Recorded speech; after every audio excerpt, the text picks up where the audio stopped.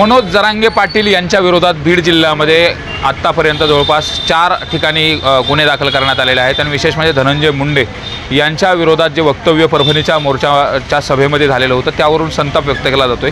जे ओबीसी समाज आहे त्याचबरोबर बंजारा समाज आहे, मुंडे समर्थक हे आक्रमक झाले, पोलीस स्टेशनमध्ये ठिय्या करून हे गुन्हे दाखल करण्यात आलेत। माझ्यासोबत मराठा समन्वयक देखील आहेत, त्यांना विचारणार आहे नेमकं काय सांगाल, हे गुन्हे दाखल होत आहेत, कसं पाहता याकडं नेमकं या गुन्ह्याच्या अनुषंगाने? बीड जिल्ह्यात आणि काही ठिकाणी संघर्ष योद्धा मनोजदादा जरांगे पाटील यांच्यावर गुन्हे नोंद होत आहेत अशी माहिती आम्हाला मिळते। परंतु कितीही गुन्हे झाले तरीही जे स्वर्गीय संतोष अण्णा देशमुख आहेत यांच्या कुटुंबाला न्याय मिळेपर्यंत मनोजदादा किंवा आम्ही कुणीही थांबणार नाहीत। त्यामुळे असे कितीही गुन्हे झाले तरी त्या सगळ्या कायदेशीर प्रक्रियेला सामोरं जायची तयारी संघर्ष योद्धा मनोजदादांनी ठेवली, आम्हीसुद्धा ठेवले। आणि मनोजदादांची एक भावना आहे की बाबा त्या कुटुंबाला न्याय मिळाला पाहिजे, त्या कुटुंबावर अन्याय झाला आहे, त्या कुटुंबातला एक कर्ता माणूस गेला आहे, बरं त्याला मारलं आहे अशा पद्धतीनं क्रूर पद्धतीनं मारलं आहे की ज्या माणसाला कुठल्याही जातीचा माणूस असो, ज्या माणसाला संवेदना आहेत तो कुठलाही माणूस त्या हत्येचं समर्थन करणार नाही। आणि हे सगळं मनोजदादांच्या मनाला कुठंतरी लागलं आणि त्याच्यातून त्यांनी मग FIR दाखल करण्यापासून ते परभणीच्या भाषणापर्यंत पुण्याच्या मोर्चापर्यंत दादा त्या कुटुंबाच्या पाठीशी आहेत। परभणीला दादा तिथं बसले, कुटुंब एका ठिकाणी घरी बसलं होतं, तिथं दादा गेल्यानंतर कुटुंबातल्या काही सदस्य तिथं उपलब्ध असताना त्यांनी अक्षरशः डोळ्याला पाणी होतं। आणि मंत्री महोदय जे आहेत धनंजयजी मुंडे यांच्या काही माणसांनी अक्षरशः धनंजय देशमुख यांना धमकी दिली आणि हे जेव्हा दादाला समजलं त्यावेळेस त्यांचा संताप अनावर झाला। दादांनाही राग आला, कुठल्याही संवेदनशील मनाच्या माणसाला तसा राग येऊ शकतो, कारण त्या घरातला माणूस गेला आहे, त्या माणसाची मुलगी तिथं उपस्थित आहे, त्या मुलगा एक छोटासा 5-6 वर्षाचा तिथं उपस्थित आहे, त्या व्यक्तीचा ज्याचा मर्डर झाला आहे त्यांच्या पत्नी तिथं उपस्थित आहेत, त्यांचे भाऊ हे सांगत आहेत। आणि तिथली ती परिस्थिती ऐकल्यानंतर ज्यावेळेस मोर्चात आम्ही गेलो त्यावेळेस दादांकडनं काही शब्द गेले। संतापातून झालेलं होतं का? का तर ज्या कुटुंबातला व्यक्ती गेलेला त्याच कुटुंबाला धमक्या येत आहेत अशा या भूमिकेतून ते चिडून बोललेले होते का नेमकं? हो, नक्कीच बोललेत। त्या कुटुंबाचा कर्ता माणूस गेला, एवढा अन्याय त्यांच्यावर झाला आणि त्याच माणसाच्या भावाला जर कुणी धमक्या देत असेल तर त्याच्यातून ती प्रतिक्रिया आलेली आहे, उत्स्फूर्तपणे ते आलेलं आहे। वास्तविक पाहता कुठल्याही जातीला, कुठल्याही जातीतल्या समूहाला दुखवायचा दादाचा उद्देश नव्हता, परंतु जे गुंड आहेत, जे गुन्हेगार आहेत त्यांना सजा झाली पाहिजे।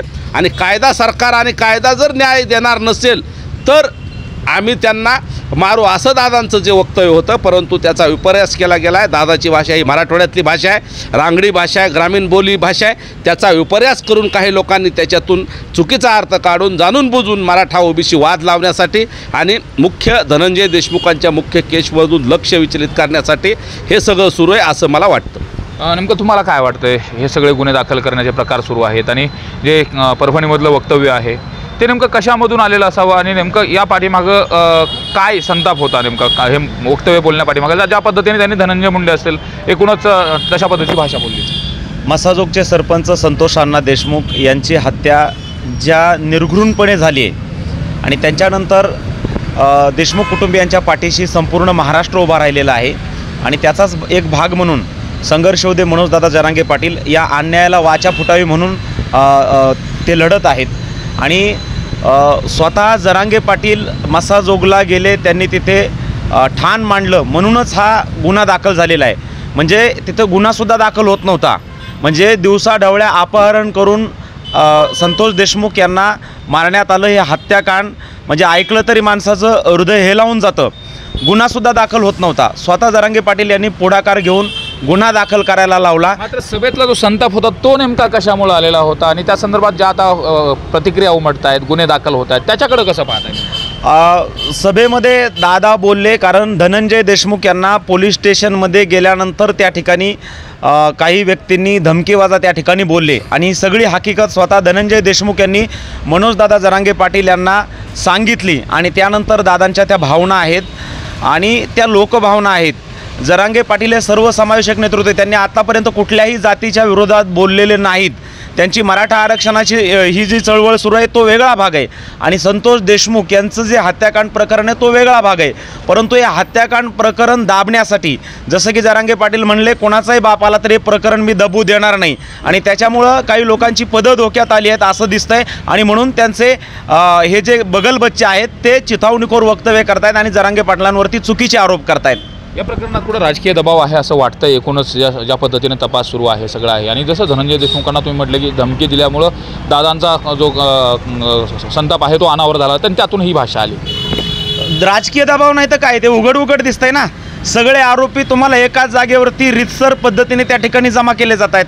म्हणजे गुजरातमधले आरोपी त्या ठिकाणी खंडणीतला आरोपी तिथे पुण्यामध्ये CID ऑफिसला येऊन दिवसाढवळ्या दाखल होतो. तिथे त्याच्या हजारो कार्यकर्ते असतात.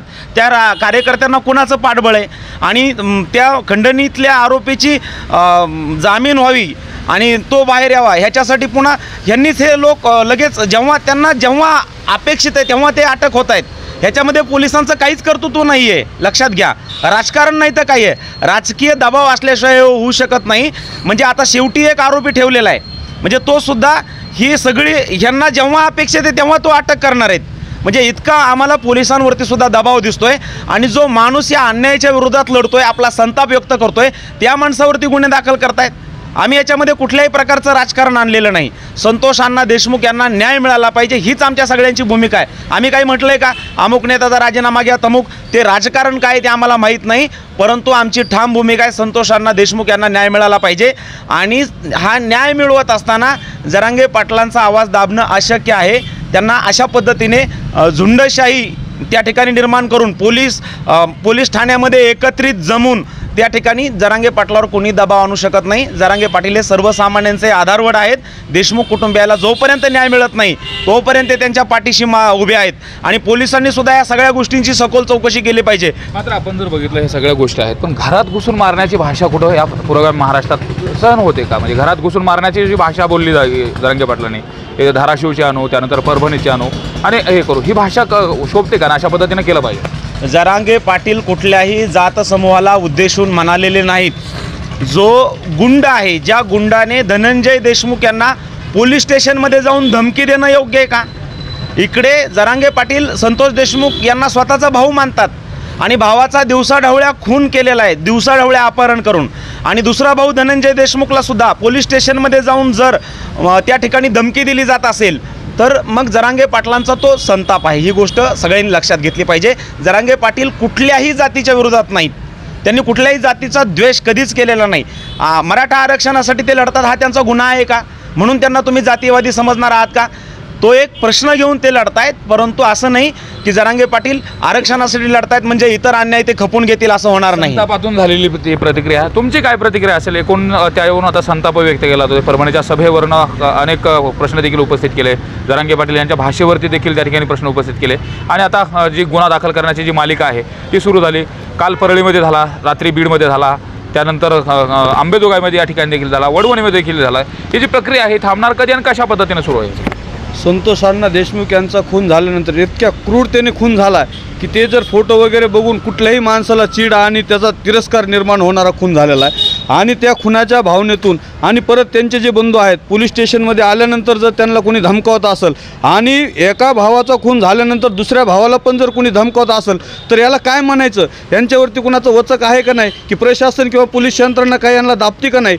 आणि हे सगळं घडल्यानंतर त्यांनी मनोजदादांना सांगितलं की मी पोलीस स्टेशनमध्ये गेल्यानंतर मला या पद्धतीने धमकी दिली आणि धमकी देणारा कुणी एखादा असेल आणि तो कुणाच्या जीवावरती धमकी देत आहे त्या भावनेतून मनोजदादांनी हे बोललेले आहेत. मनोजदादांनी आता पण कुठल्याही जातीच्या विरोधात किंवा कुणाला बोलले नाही. जो कुणी आरोपी असेल आणि आरोपी असून पण जर तिथं जर धनंजय देशमुख यांना म्हणजे स्वतःच्या भावाचा खून झालेला असताना धनंजय देशमुख स्वतः दुःखात असताना जर त्यांना आणखी जर कुणी असं दबाव तंत्र वापरून किंवा धमक्या देत असेल तर मनोजदादा त्या भावनेतून बोललेले आहेत. ते आपण पाहतो या भावना आहे त्यांच्या.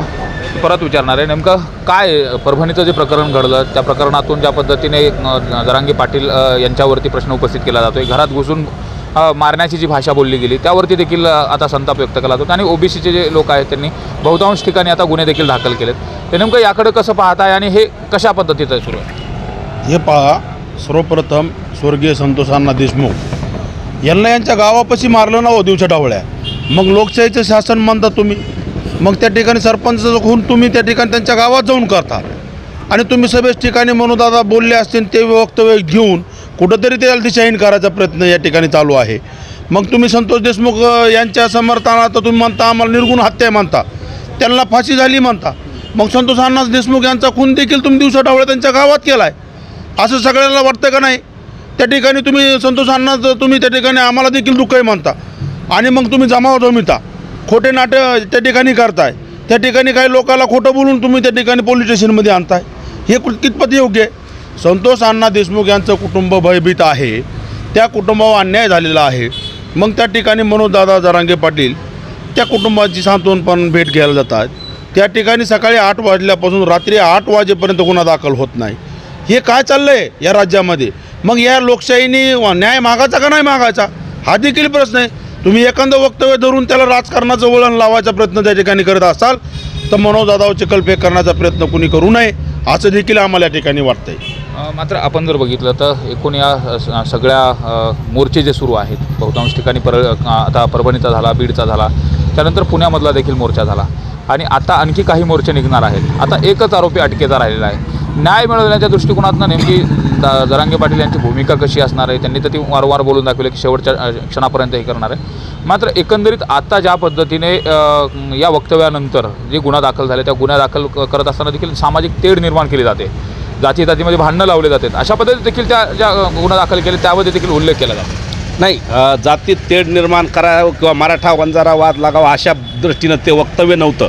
परळीतली गुंडगिरी वाढल्याचं चॅनलच्या माध्यमातून आपल्या असेल किंवा अन्य चॅनलच्या माध्यमातून समोर आलं आहे. राखेचा प्रश्न असेल, तिथलं व्यापाऱ्याचं अपहरण असेल, तिथल्या त्या माधव जाधवला मारहाण केल्याचं प्रकरण असेल, असे अनेक प्रकरणं सोशल मीडियावर आले.